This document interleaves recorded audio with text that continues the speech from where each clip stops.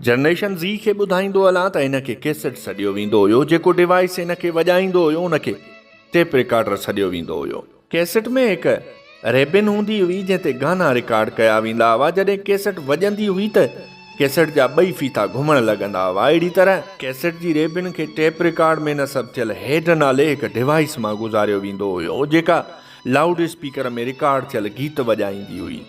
हेड खे वक़्त ब वक़्तु स्प्रीट या पंहिंजे ख़मीस जे लोप खे आलो करे खेसि रगड़े साफ़ कयो वेंदो हुयो। जीअं रेबिन खे अंग्रेज़ी में टेप चइजे थो, तंहिं करे उन कैसेट वॼाइण वारे डिवाइस खे बि टेप रिकॉर्डर सॾियो वेंदो हुयो। कैसेट जे ॿिन्ही पासनि ते गाना रिकॉर्ड कया वेंदा हुआ। हिकु पासो ए त ॿियो बी या पहिरियों ऐं ॿियो सॾियो वेंदो हुयो। हर पासे ते 8 खां 10 गाना रिकॉर्ड कया वेंदा हुआ।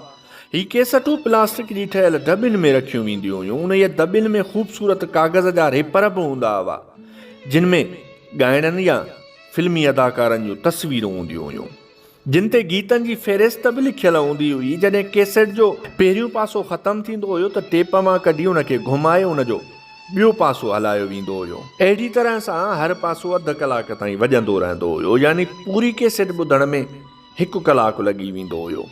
को बि दोस्त उनखे कैसेटूं न ॾींदो हुयो जिन वटि कारूं या ट्रैक्टर हूंदा हुआ, छो त कैसेट कार या ट्रैक्टर जे टेप रिकॉर्डर में ख़राब थी वेंदी हुई ऐं पोइ उहा ॿुधी न सघिबी हुई।